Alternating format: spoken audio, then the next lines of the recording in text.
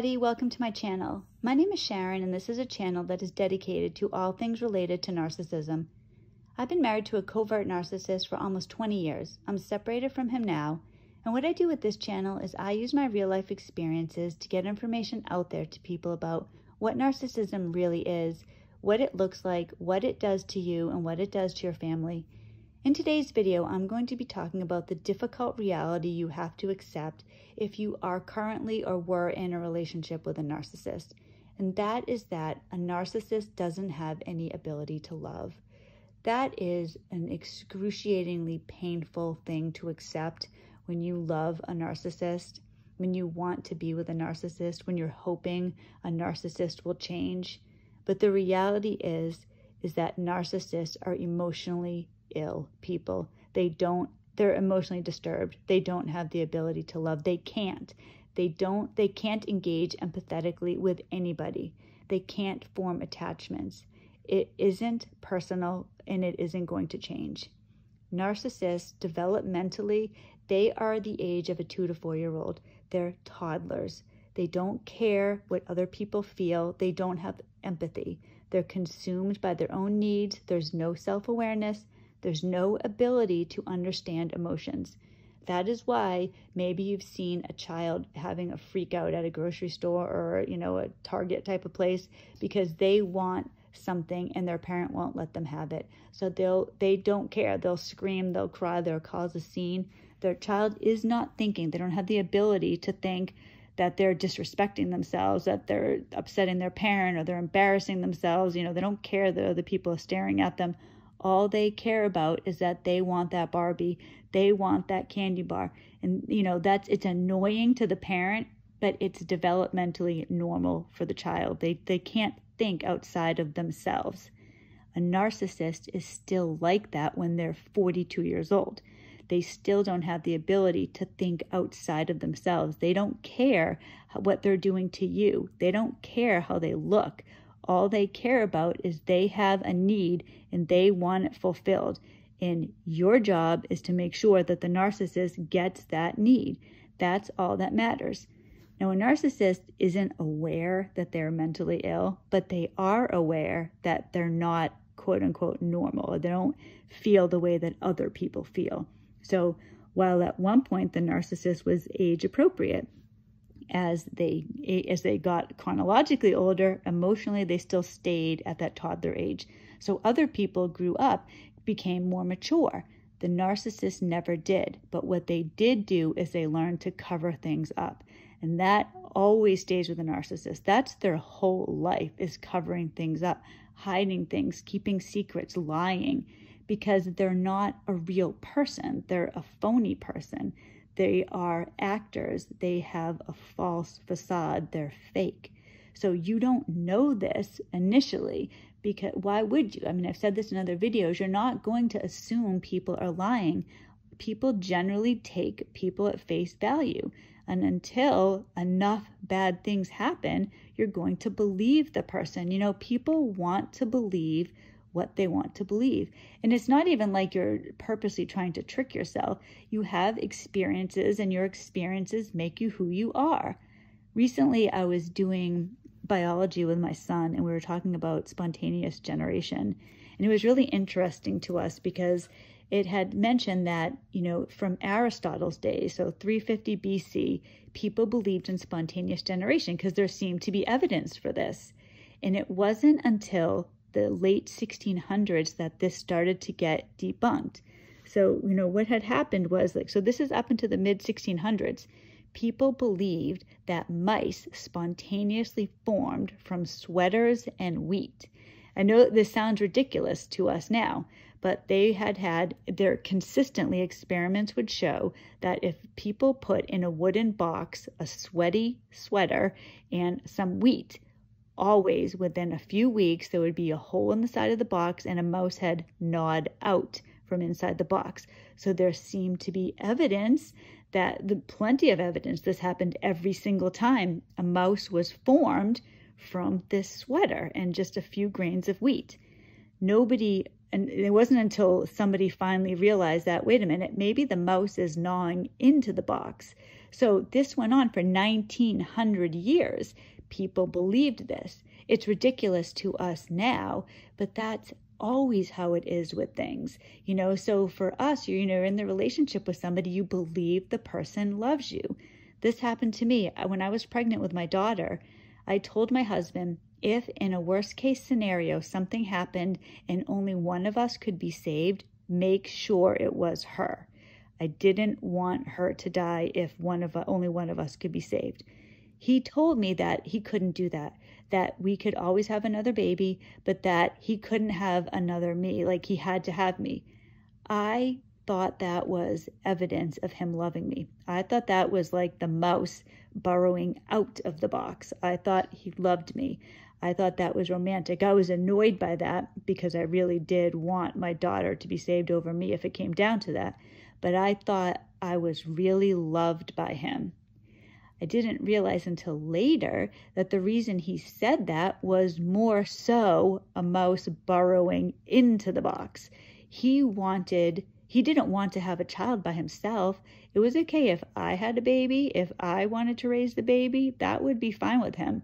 But he didn't want no wife and to be a single dad raising a kid on his own. That is the last thing he would have wanted. So, what you see, what you want to see. He told me this, just like the scientist. Well, I look at the hole. The mouse it formed from this sweater. There's a hole. I can prove it right there. My husband, look, I can prove this. He told me how much he loves me. We can have another baby, but he can't have another me. You want to believe what you see. You want to believe what you think you see, I should say. That's how narcissists are. They're good at lying, so you start to believe them, when in reality, the person that the narcissist really is a cruel, manipulative liar. They don't have any problem at all throwing you under the bus. It means nothing to them. And it's very difficult because a lot of times people that get in relationships with narcissists are people that are damaged in some way, and you hold on to them way past the time when you should. Somebody that has high self-esteem wouldn't stay in a relationship with a narcissist for a long period of time. But so many damaged people end up in these relationships. That happened to me. I grew up in a home where my father is a narcissist and my mother is codependent.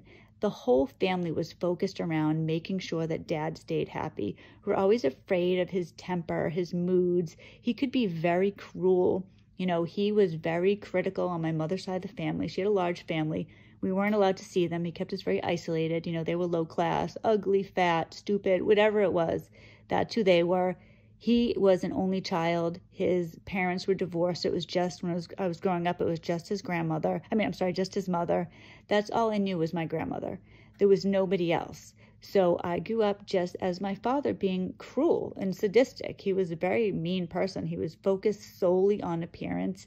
So when I got into a relationship with my husband, I didn't have any idea of my own worth. I was never taken care of as a child. I wasn't loved and cherished. I didn't think I was worth anything. And this wasn't like a conscious thought.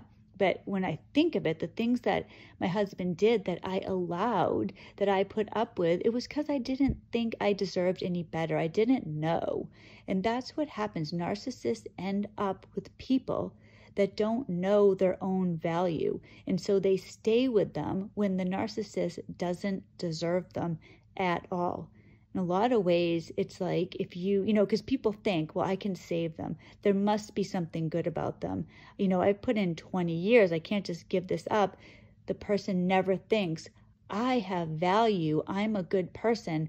I could be with somebody that appreciates me. I could really be loving somebody that loves me back. You don't want to accept it. It's almost like if you decided, I want to save somebody who's drowning. So you take a boat and you go way, way out into the ocean and you just dive in looking for somebody to save. There's no one there, but you keep diving over and over and over. Eventually, you're never going to save somebody. There's not anybody there. All that's going to happen is that you are going to become emotionally exhausted and drown yourself. That's what's going to happen when you stay with a narcissist, somebody that doesn't love you. You are going to become emotionally exhausted and you're just going to die.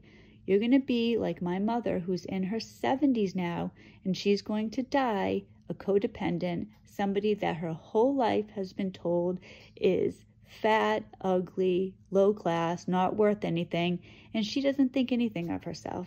And it's not that you should be super vain about yourself, but you should be aware that you're a good person. You don't deserve to be with a narcissist. It's so unfair. Narcissists teach us that there is evil in the world. You know, they teach us a very unwanted lesson, but they teach us that you think you can recognize evil, but evil comes in many forms. And sometimes evil can come in the form of a warm smile, kind words. Evilness can lie. I mean, think about the devil. That's what the devil is, right? The devil is a deceiver. He tells people what they want to hear. If you just go back, whether or not you believe in, God, if you think back to the Garden of Eden, the snake, he wasn't evil. He was talking to Eve. He was telling her what she wanted to hear. Did God really say that you couldn't eat of any tree? Oh, no, we can eat of any tree, just not that one. Well, why would God say that? Well, because he just said we couldn't. Well, that's because he knows you'll be like him if you eat that apple. That's what's going to happen. You'll be like God. You're not going to die. You're going to be like God. He makes it enticing. Look how good that fruit looks. You certainly are not going to die. That's how narcissism is. Look how good I am. Look how wonderful I am. Look, I love you so much. I would rather have our baby die than lose you. And you fall for it. You believe that these people are good. Once you wake up, you have to get over it. And believe me, it's not, and I understand completely, it's not as easy as, well, gee, why didn't I think of that? All right, I'll just get over that. I just want people to understand, this is why I have this channel. I want to be a support to people. I want to get through this together with other people. We can do this. Narcissists are not people that deserve the good things in life. They don't deserve people that are crying and upset and devastated because a narcissist hurt them, because the narcissist is not crying one tear over you, over me. My husband will tell me, and he'll tell me a lot of things. He'll tell me that he wants to be back at the house. He's not doing one thing. It's still all on me. I'm the one that has to give everything. Basically, what he expects me to do after he has lied, abused, tortured, tormented me and my children, he wants me. It's perfectly acceptable to him. This is what he thinks he is worth, and this is what he thinks of my worth, that I should just accept him back, accept him not changing, live a life where I'm walking on eggshells, live a life where my children are miserable. That's acceptable. That's okay because he's so worth it. Just think about that. Think about what the narcissist is expecting from you compared to what you would do for them. Thank you so much for watching this video. Bless you all. I know how difficult it is to be in a situation where you are recovering from narcissistic abuse. I'm very grateful for people watching my videos. I hope you all have a wonderful day. And if you like the video, please give it a thumbs up. Please subscribe to the channel if you haven't. I'm trying to make videos 2 or 3 times a week, and I will see you in the next video. Bye-bye.